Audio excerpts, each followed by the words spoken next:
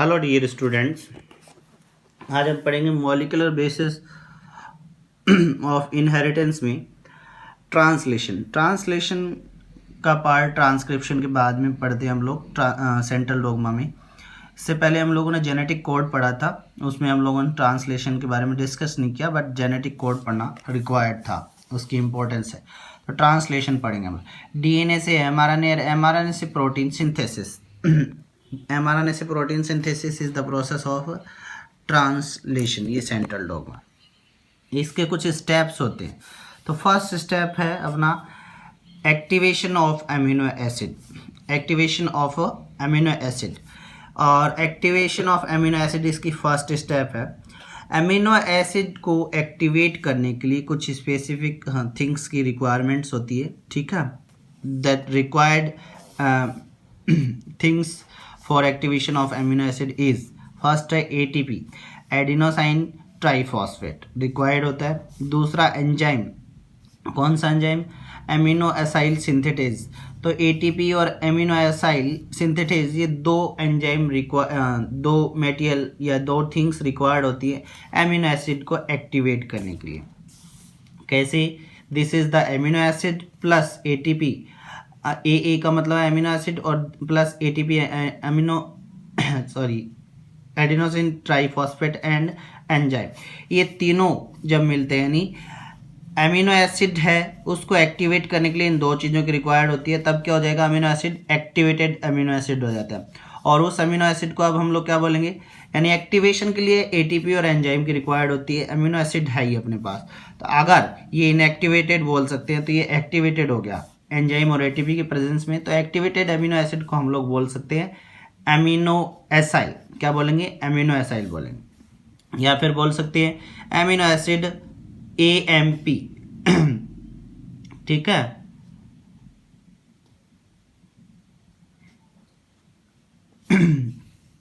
Complex एएमपीई complex बोल सकते हैं।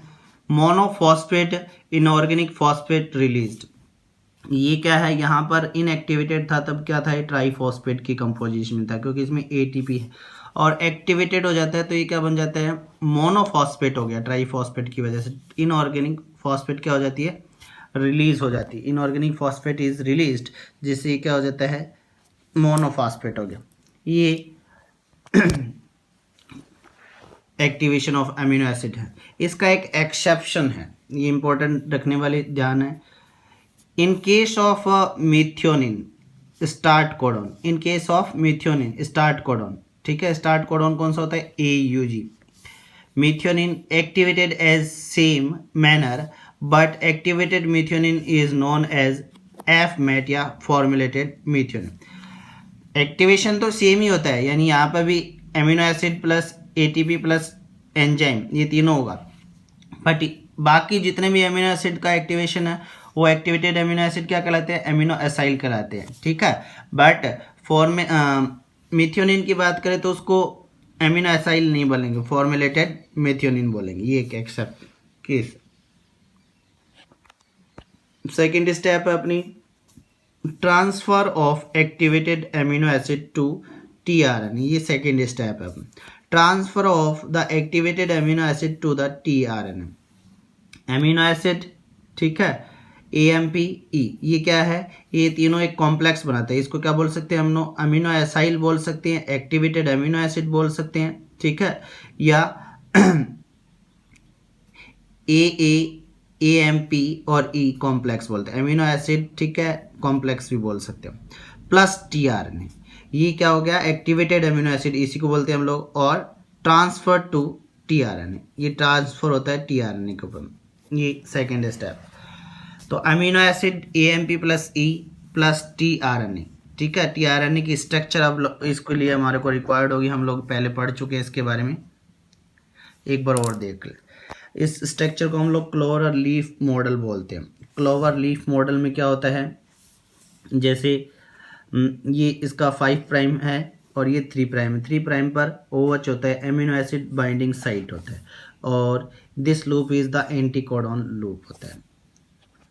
तो ये AMP, ठीक है, AA अमीनो एसिड, और ये एक्टिवेटेड अमीनो एसिड है AMPE। अगर बात करें amino acid comes to OH, amino acid कहाँ पे आता है, comes to OH, amino acid binding OH कहाँ पर है, 3 प्राइम पे है, और ये क्या कहलाती है, एमिनो एसिड बाइंडिंग साइट होते हैं। तो एमिनो एसिड यहाँ पर आएंगे, इस स्पेस पे, इस प्लेस पर एमिनो एसिड आते हैं, ए कम्स एट दिस प्लेस। ये प्लेस क्या हो गया अपना, एमिनो एसिड बाइंडिंग साइट। तो 3 प्राइम क्या होता है, हाइड्रोक्सिल ग्रुप कंटेन करके रखता है, तो ये एमिनो एसिड बाइंडिंग साइट होती है। अब ए प्लस tRNA, ए और tRNA, ठीक है, दोनों formation of a complex, formation of a complex. तो ये तो अपना एक्टिवेटेड था, आर्म के ऊपर जुड़ेगा tRNA के ऊपर, ये बाइंडिंग साइट दिखा दिया हम लोगों ने, ये बाइंडिंग साइट। अब फॉर्मेशन एक formation of complex of amino acid tRNA complex, amino acid tRNA complex बनता है, एंड AMPE फ्री। तो ये क्या हो गया, अब इससे एक कॉम्प्लेक्स बनेगा, एमिनो एसिड है अपने पास में, tRNA का कॉम्प्लेक्स बन जाएगा, और ये AMP और एंजाइम फ्री हो जाते हैं। तो एमिनो एसिड कॉम्प्लेक्स कैसे बना, एमिनो एसिड एंड tRNA का कॉम्प्लेक्स बन जाएगा, और ये दोनों पार्ट्स अपने AMP और एंजाइम और AMP, ठीक है, ये दोनों क्या हो जाएंगे, ये ट्राइफॉस्फेट था, एडिनोसाइन मोनोफॉस्फेट है, सॉरी, यहाँ पर ट्राइफॉस्फेट होता है, AMP जो फॉर्मेशन था, क्योंकि ये देखो शुरुआत में देखा ATP, ये किस में कन्वर्ट हो गया, मोनोफॉस्फेट में, AMP amino acid sorry adenosine monophosphate में कन्वर्ट हो गया। तो ये एमिनो एसिड एडिनोसाइन मोनोफॉस्फेट और एंजाइम फ्री हो जाती है, और एमिनो एसिड tRNA का एक कॉम्प्लेक्स बन जाता है। फिर है स्टेप थर्ड, प्रोटीन सिंथेसिस, सब स्टेप्स ऑफ प्रोटीन सिंथेसिस। अब प्रोटीन सिंथेसिस के भी सब स्टेप्स होते हैं। सब स्टेप्स फर्स्ट है इसमें असेंबली ऑफ द राइबोसोमल सब यूनिट। असेंबली का मतलब ग्रुप होना या जुड़ना। राइबोसोम की सब यूनिट होते हैं, हम सभी जानते हैं। We know 2 types of ribosome. हम सब जानते हैं कि राइबोसोम की 2 टाइप्स होते हैं, 70S और 80S, and each ribosomes have units. Ribosomes के पास में क्या होती है, यूनिट्स होती हैं, स्मॉलर सब यूनिट्स होती हैं। जैसे बात करें, दिस इज द स्मॉलर सब यूनिट, ये एक स्मॉलर सब यूनिट है, हैज़ mRNA बाइंडिंग साइट। ये स्मॉलर सब यूनिट, हम लोग इसकी स्ट्रक्चर नहीं देख रहे क्योंकि स्ट्रक्चर की अपने को यहाँ पे रिक्वायरमेंट, एक basic form. This is the ribosome smaller सब unit has mRNA binding site. यहाँ पर क्या है, mRNA की बाइंडिंग साइट है, ठीक है।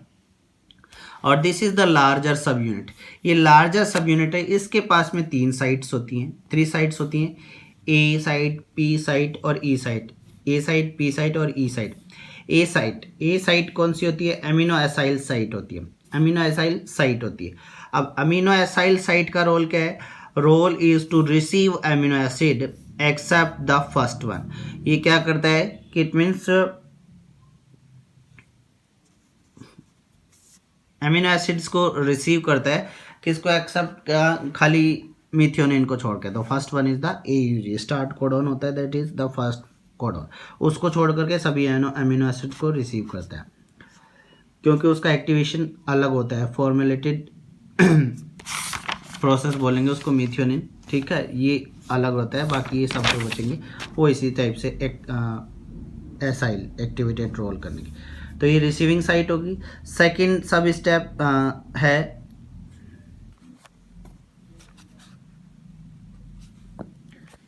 Second sub step P, peptide bond formation.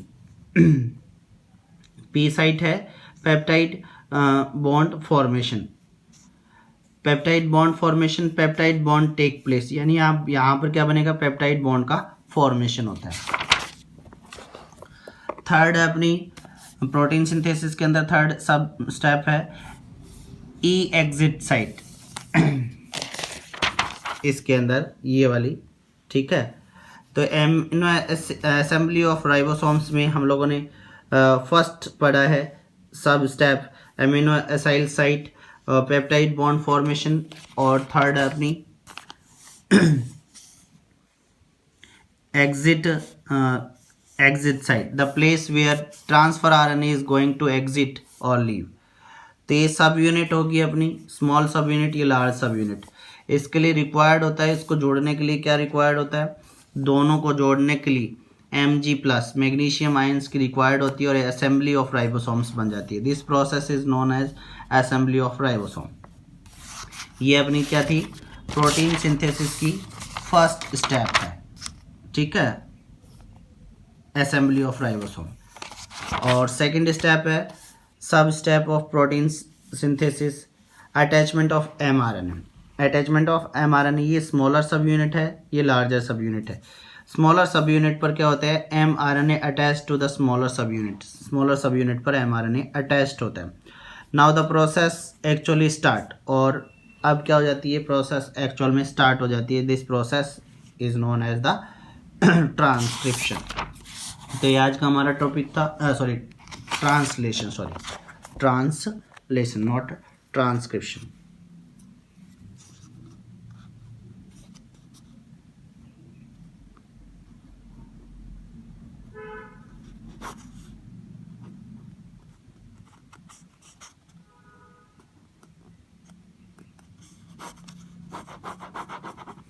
ये ट्रांसलेशन. तो ये आज का हमारा टॉपिक था जिस ट्रांसलेशन.